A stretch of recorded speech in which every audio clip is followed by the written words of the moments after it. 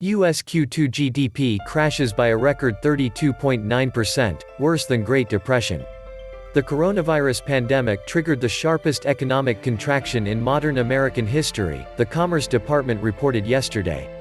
Gross domestic product, the broadest measure of economic activity, shrank at an annual rate of 32.9% in the second quarter as restaurants and retailers closed their doors in a desperate effort to slow the spread of the virus, which has killed more than 150,000 people in the U.S. This is about $1.75 trillion of lost econ activity. This is on top of $2 trillion CARES Act spending. Admittedly 100% if funds were not distributed in Q2. The quartering is just how much the CARES Act was in GDP number. Obviously, if all $2 trillion was in Q2, then GDP would have been down $3.75 trillion or about 75%. So, GDP plunged by 33%, and billionaires are up 33%. What a world we live in. The economic shock in April, May, and June was more than 3 times as sharp as the previous record, 10% in 1958, and nearly 4 times the worst quarter during the Great Recession. The second quarter decrease in real GDP reflected decreases in consumer spending, exports, inventory investment, business investment, and housing investment that were partially offset by an increase in government spending. Imports, a subtraction in the calculation of GDP, decreased. That said, the biggest contributor to the overall GDP drop was the crash in consumption. The decrease in consumer spending reflected decreases in services, led by health care, and goods, led by clothing and footwear. Personal consumption accounted for the bulk, or -25.05%, of the overall -32.9% GDP drop, and 5 times more than the -4.75% Q1 GDP drop. Business and personal investments plummeted, with a staggering 43.5% annualized rate decrease, or a 10.9% decrease from last quarter, on non-defense federal spending softening the blow of the shutdown. Whereas decreased demand for goods only contributed to 2% of our GDP contraction, service consumption contributed to nearly a quarter, a plurality coming from the shutdown of the healthcare industry. Predictably, the nation suffered its first quarter of deflation since 2009, with our PCE price index falling by 1.9%. The flip side to our deflation. Nominal losses are actually slightly worse than our real GDP contraction. So, we are in a depression now. A 10% decline of GDP in a single quarter defines an economic depression. And the markets will rise because we beat the expectations. The biggest GDP contraction since the Great Depression, and it is like it never even happened, in a little over 4 hours. All bad news is priced in, always. New all-time highs, here we come. Who needs GDP when we have central banks? US stock prices are rigged by Fed computers. How else can you explain new all-time highs for stocks in the middle of a depression? The Fed 500 is only down a few percentage points during this economic meltdown. It's funny how seriously people take a market that is so blatantly staged. It's like thinking a reality TV show is real. Caracas stocks up 300% this year. It is indeed where we may be headed. Of course, not as high as our currency will still be considered safer. But in the early stages of devaluation, it's easy to confuse stock market gains meaning economic growth, when really it's just devaluation. Of course, the issue is that there aren't many better countries to run better. So we'll be able to continue charade longer. Crashing the economy worked wonders for the market in Venezuela. If you like eating cats and having large returns, it is the place to be. And everybody over there is a millionaire. Welcome back to the Atlantis Report. You are here for your daily dose of the truth, the whole truth, and nothing but the truth. Please take a second to smash that like button. And as you know, friends, I rely totally on your donations to keep this channel functional. As you know, it takes a crazy amount of research and time to bring you this content on a daily basis, so I hope you consider helping with whatever donation you can afford. Thank you. How many sectors would be dead without government intervention via bailouts? We've skipped the hundreds of billions, and gone straight to trillions. We've broken every tenet of Keynesian economic doctrine, by bailing out bankrupt, and non-viable businesses by money printing. It's over. The US economy is all but dead, and what comes next won't be pretty. And the looming evictions may soon make 28 million homeless.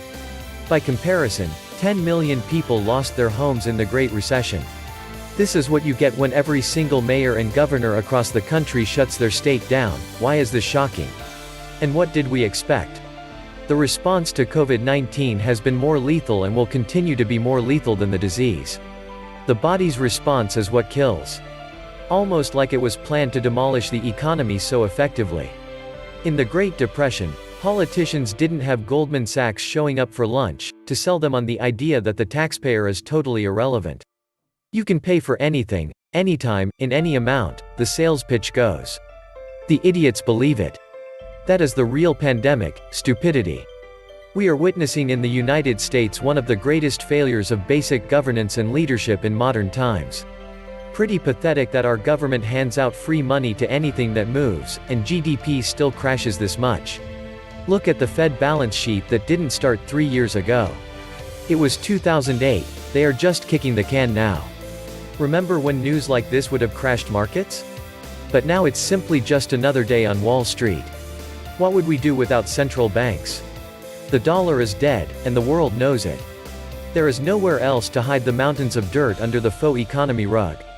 Who would have ever thought that government mandating businesses shut their doors and stop all economic activity by telling people to stay home would cause GDP to go negative? Maybe next, they'll show us a new study proving that water is in fact wet. For all that money the Fed was about to print, you needed an economic shutdown. The corona was the excuse. I would say this has been the biggest crime portrayed in history. Things would have been much, much, much worse if it wasn't for all that free money from the Federal Reserve. Bringing the stock market back up when it was taking a dive greatly contributed to the wealth effect.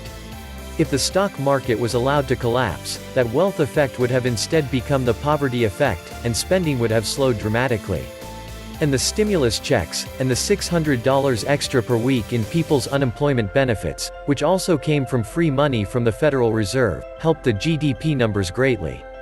And that isn't even including all the other stimuli such as the payroll protection scam, plan, the Fed buying up all bad debt, etc. etc.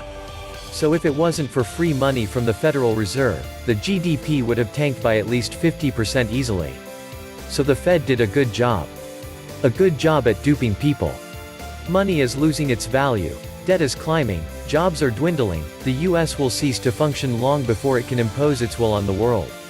The world knows this fact very well and is just stringing along with the giant while it dies. And the one thing that Trump is going to accomplish, as he desperately struggles for re-election, is he's going to finally rip off the Band-Aid. We're going to have a real debate about this awful curse of Keynesian central banking.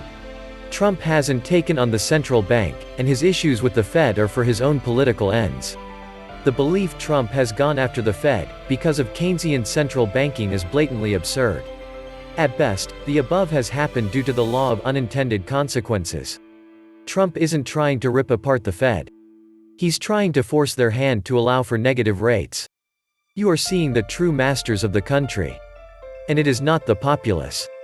Every dollar printed is an obligation on our backs. People need to wake up and think about that and stop viewing their country from a perspective of blue versus red. They both are plotting our downfall. Until that happens, there is no reason for hope. That's just the way it is. The cockroaches of the Fed never die. They keep feasting off the host and allow it to live long enough to generate more capital for the parasites to waste. Most of the money in the US is created by banks when they make loans. The only way to get extra money into the economy is to borrow it from banks, leaving us all trapped under a mountain of personal debt and mortgages. When you take out a loan, new money is created. As people borrow more new money comes into the economy. All the extra spending this newly created money funds gives people the impression the economy is doing well, which encourages them to borrow even more. As the debt goes up, so does the amount of money. For every dollar of money, there's a dollar of debt. Because banks create money when people borrow, for every dollar of money in the economy, there will be a dollar of debt. If there's $100 in your bank account, someone else must be $100 in debt. Across the whole economy, there will be as much debt as money. If we want more money in the economy, we have to go further into debt. If we need to get more money into the economy, for example, during this depression, then we have to go further into debt to the banks. This is why the government is desperate to get banks lending again. If banks start lending more, they'll create more new money in the process, and the people who borrowed will spend this new money. But if the financial crisis was caused by people having too much debt, how can the solution be for people to take on more debt? If we try to pay off debt, then money disappears. When you pay down your debts, the money that leaves your bank account doesn't go to anyone else, it just disappears. This is because loan repayments are just the opposite process to money creation. Banks create money when they make new loans, and effectively destroy money when they repay loans. This was the Atlantis Report. Please like, share, subscribe, leave me a comment. And please take some time to subscribe to my backup channels, I do upload videos there too. You'll find the links in the description box. You will also find a PayPal link if you want to make a donation. Thank you wholeheartedly to all those of you who have already donated. Stay safe and healthy, friends.